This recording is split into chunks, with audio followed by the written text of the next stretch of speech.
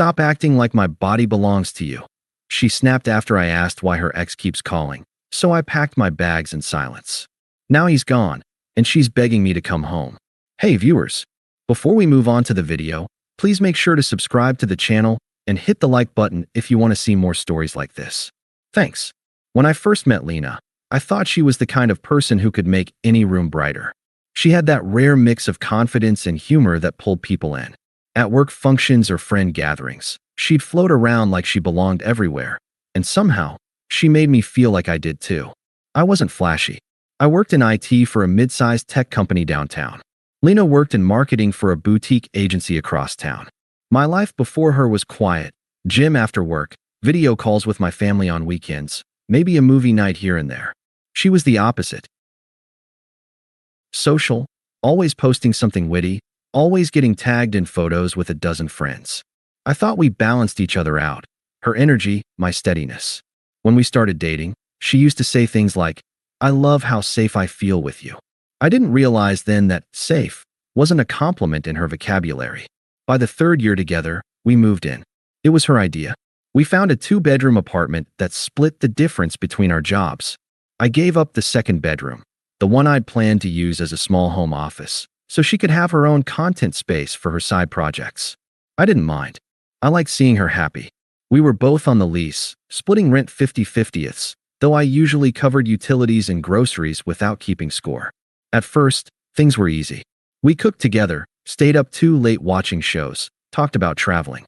I thought we were building a life. Then, little shifts started. She began going out after work more often, happy hours, team dinners, birthdays I'd never heard of. I didn't want to be the insecure boyfriend, so I never pressed. But I noticed her texts slowed down during those nights. One evening, I asked, "Everything okay lately? You've been really busy." She barely looked up from her phone.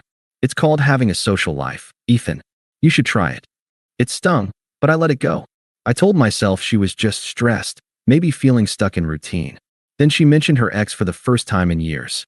We were having dinner, and out of nowhere, she said, "Guess who texted me today? Caleb." I froze for a second, but tried to play it cool.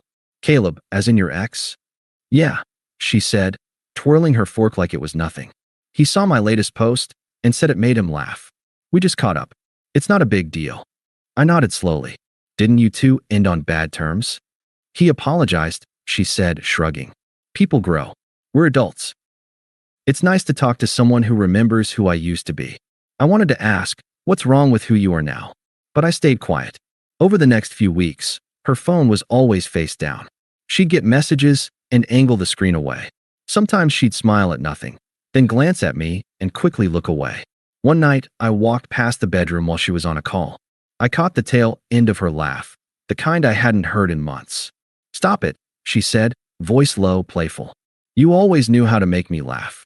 When she noticed me in the doorway, she jumped like I'd caught her stealing. "Who was that?" I asked quietly. "Just a friend," she said, too fast. "God, Ethan, don't sneak up on me like that." I didn't say anything else that night.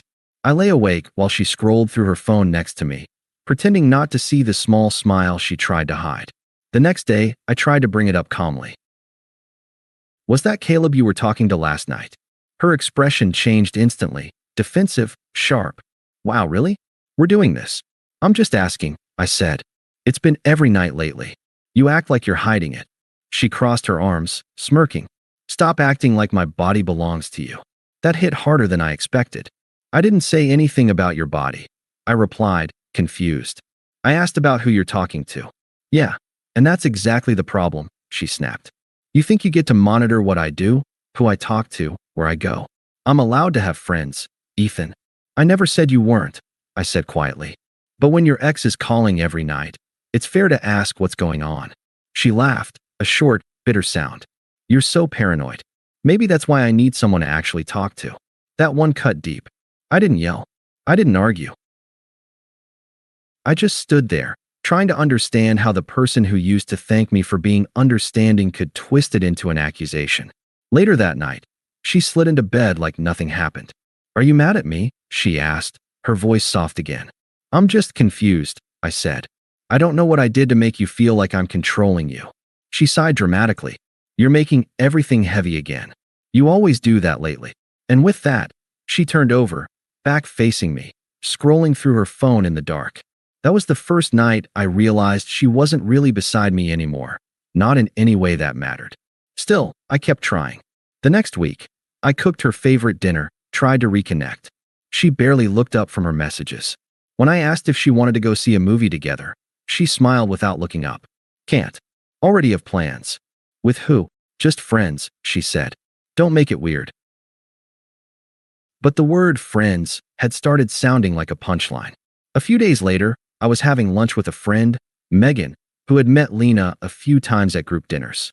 She hesitated before speaking. Hey, Ethan? Weird question, but I was at Cafe Luna yesterday, and I thought I saw Lena there with someone. Was that you? I frowned. No, I was at work all day. What? Her expression shifted. Oh, I didn't want to assume, but she was with a guy. They looked pretty close. Did you recognize him? I asked, even though I already knew the answer. I think it was that ex she used to mention. Caleb? She said carefully. I'm sorry, I just thought you should know. I forced a small smile. Thanks for telling me. For the rest of the afternoon, I barely heard a word anyone said. I went home early, trying to calm myself before she got there. When Lena finally walked in around 8, she acted like everything was normal. She tossed her purse on the counter, humming as she opened the fridge. How was work? She asked. I didn't answer right away. You were at Cafe Luna yesterday? She froze for half a second, just long enough to confirm it. Then turned around, feigning confusion. What? Megan saw you there, I said quietly. With Caleb. Her expression hardened instantly. You're unbelievable. Just answer the question, I said. Were you there with him? Yes, I was, she snapped, slamming the fridge door. He wanted to talk about something personal. I didn't think I had to ask your permission to get coffee. I stayed calm. You don't. But you've been lying about it for weeks. Oh my God, Ethan, she said, laughing bitterly. You're so dramatic.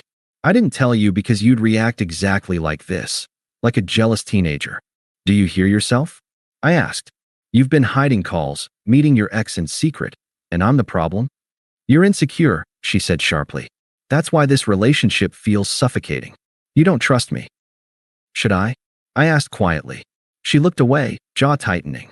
You know what? Maybe you shouldn't. Maybe we both need some space. You're making me feel like I can't breathe. That line stuck in my head. I can't breathe. She said it like I was strangling her, not with my hands, but with my loyalty. I didn't say anything else that night. I just nodded, said, all right, and went to bed.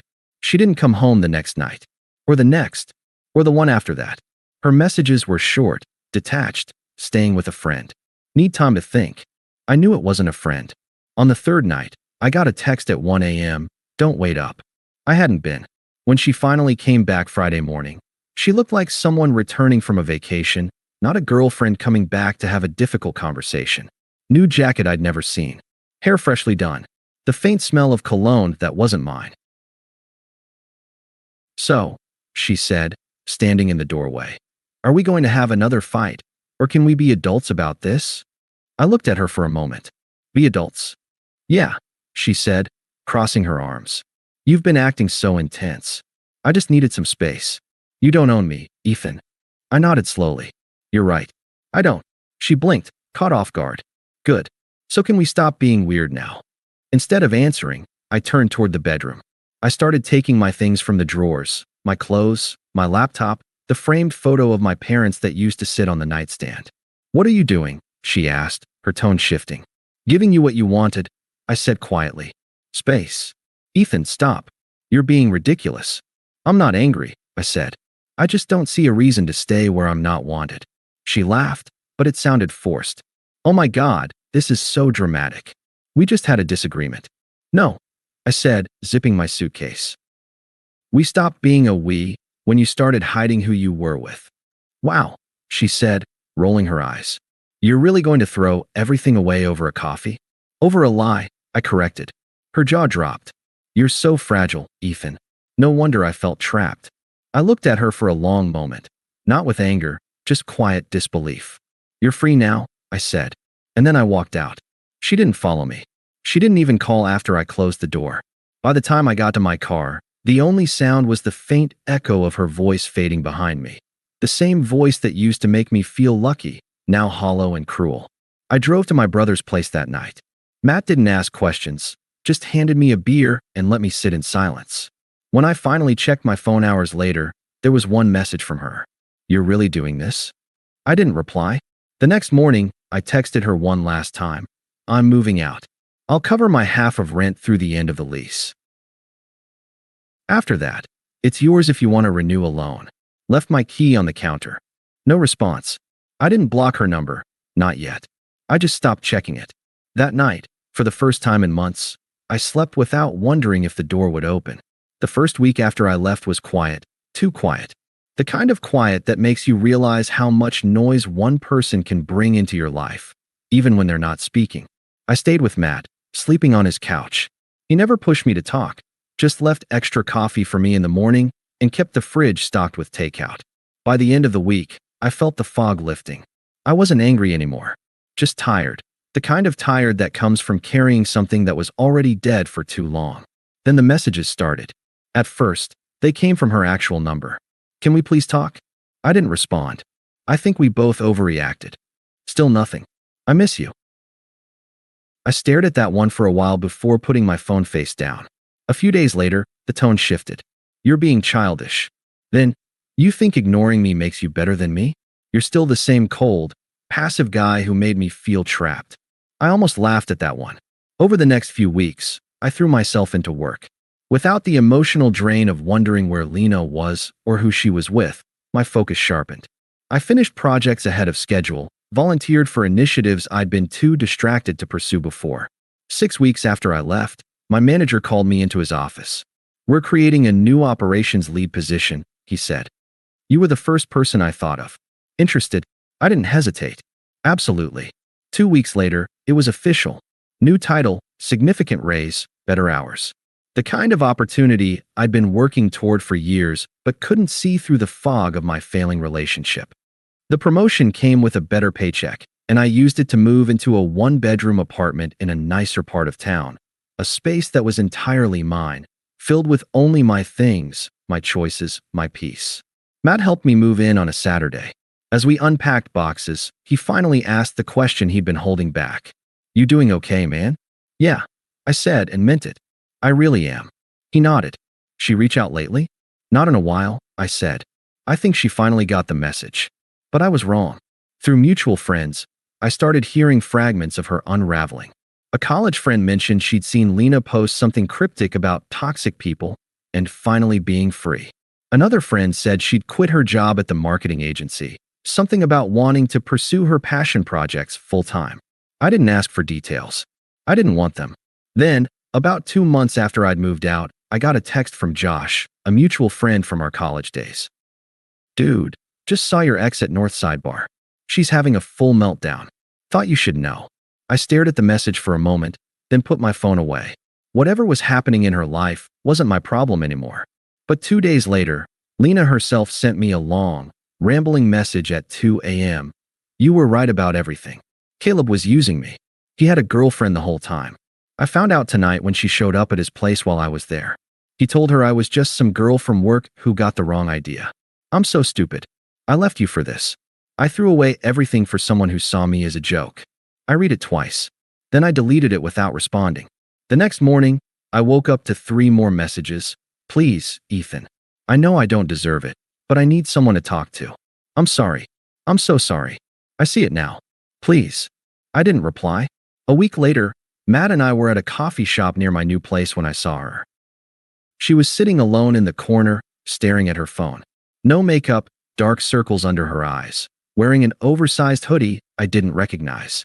She looked like someone who'd forgotten what sleep felt like. She noticed me and froze.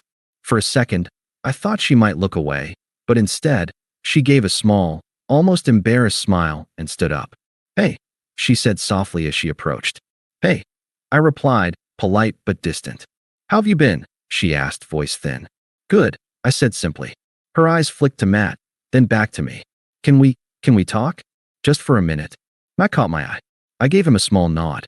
"I'll grab us more coffee," he said, walking away to give us space. Lena sat down across from me, wrapping her hands around her cold cup. "I'm not doing great," she said quietly. "Things have been really rough." I didn't respond. I didn't know her comfort. She looked at me for a long moment, like she wanted to say something more, but couldn't find the words. Caleb, he wasn't who I thought he was. He used me, made me think we were building something real, and then his girlfriend showed up, and her voice cracked. It doesn't matter. I just wanted to say I'm sorry. For everything. Okay, I said. She blinked, surprised by how flat my response was. That's it. Just okay? What do you want me to say? I asked calmly. I don't know, she whispered. Maybe that you understand, that you forgive me. I looked at her, really looked at her, and saw someone I used to know, someone I used to care about. But the person sitting across from me now felt like a stranger wearing a familiar face. I do forgive you, I said quietly. But that doesn't mean I want you back in my life. Her eyes filled with tears. I thought we had something real. We did, I said, until you decided it wasn't enough. She wiped her eyes quickly. I made a mistake. A huge one. But people make mistakes, Ethan. And people face consequences, I said. Matt returned with the coffees, and I stood up. I hope things get better for you, I said, and I meant it. But I'm not the person who can help you anymore. She nodded slowly, tears streaming down her face now. I'm glad you're okay, she whispered. Thanks, I said, and then I walked away. Outside, Matt handed me my coffee. You good? Yeah, I said. I really am. I thought that would be the last time I'd see her. But 3 weeks later, I was at the grocery store when I saw her in the checkout line ahead of me. She was buying instant ramen, energy drinks, and a loaf of bread, the diet of someone barely scraping by. She saw me and froze. Ethan, she said quietly. Hey, I replied, keeping my tone neutral. I've been meaning to reach out, she said, shifting her weight nervously. Things have been really hard. I lost my apartment. Caleb and I. She stopped herself. Never mind. That's not your problem. I nodded. I'm sorry to hear that. Are you? She asked, searching my face. I am, I said honestly. But it doesn't change anything. Her eyes filled with tears again. I know I don't deserve your help, but I'm desperate. Is your company hiring? I just need a reference. Or maybe you could put in a word. I don't think that would be appropriate, I said gently but firmly.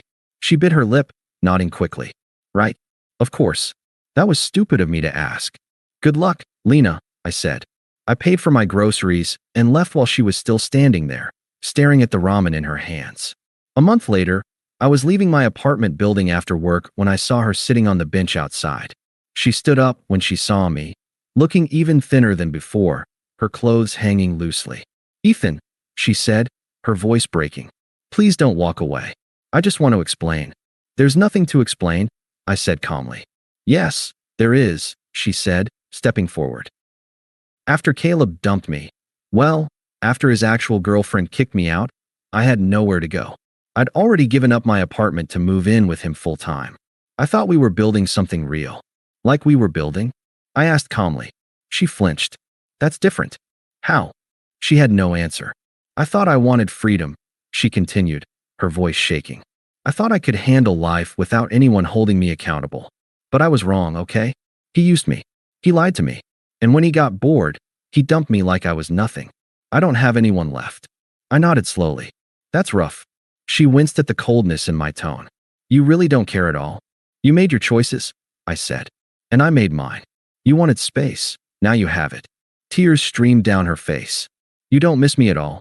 I looked her in the eye and said, no. I miss who I thought you were. But that person doesn't exist. Her lips trembled. I could be that person again, Ethan. I just need another chance. Please. I'm barely surviving. My parents won't help me anymore. I have no one. You've already had more chances than I should have given, I said. You didn't want love, you wanted control. And when you lost it, you called it freedom. She shook her head in disbelief. So that's it. After everything we had. We didn't have anything, I said quietly. You just had me. And you threw that away. She stared at me for a long time, her face crumpling. Finally, she whispered, I hate you. Maybe, I said, turning toward the building entrance. But at least now, you finally feel something real. I walked away while she stood there, still rooted to the spot. She didn't follow. She didn't call after me. She just let me go, the way I'd been letting go for months. A few weeks later, Josh texted me. Heard Lena moved back in with her parents. Apparently, she's working on herself. Thought you'd want to know. I read the message and felt nothing. No satisfaction, no vindication, just a distant acknowledgement that her story had continued without me in it. Thanks for letting me know, I replied. Hope she figures it out. And I meant it. By the time spring rolled around, I was hiking again on weekends, volunteering at a local community center, and finally building a life that wasn't about fixing someone else's damage. I'd started seeing someone new, a woman named Claire who worked in accounting at a company 2 floors below mine. We'd met at a coffee shop, started talking about books, and somehow ended up talking for 3 hours. She was kind, honest, direct. When she said she'd call, she called. When she made plans, she showed up. When I asked about her day, she told me the truth. It was shockingly simple, and I realized that's all I'd ever wanted. One Saturday afternoon, Claire and I were hiking a trail outside the city when she asked, "You ever think about your ex?" Sometimes, I admitted. But not the way I used to. What changed, she asked. I thought about it for a moment. I stopped seeing her as someone I lost. I started seeing her as someone I escaped. Claire smiled. Good. You deserve better than someone who made you feel small. I know, I said. And I did. That night, as we sat on my couch watching a movie, my phone buzzed. An unknown number. I opened it out of curiosity. I saw on Instagram that you're seeing someone. She looks really nice. I'm happy for you. I mean it. I know I don't have the right to say this, but I hope you're happy. You deserve it. I'm sorry for everything. I really am. I read it once. Then I deleted it. Claire glanced over. Everything okay? Yeah, I said, putting my phone away. Just someone from the past. Want to talk about it? No, I said, smiling. I'm good. And I was. Because somewhere along the way, I'd stopped waiting for closure from someone who could never give it. I'd stopped needing an apology from someone who would never truly understand what they'd done. I'd stopped carrying the weight of someone else's choices. Lena once told me I made her feel trapped. Funny thing is, I was the one in a cage the whole time. And the day I stopped fighting for her was the day I walked out free. Now, sitting next to someone who actually wanted to be there, I realized something simple. Freedom isn't loud. It's not dramatic. It's not revenge or karma or watching someone fall apart. Freedom is quiet. It's waking up without dread. It's building a life with people who choose you back. It's realizing that the person who left you wasn't a loss. They were a lesson. And the real victory isn't them coming back. It's you not caring if they do. Thanks for watching. Make sure to subscribe to the channel and hit the like button. What do you think about this story? Share it in the comments.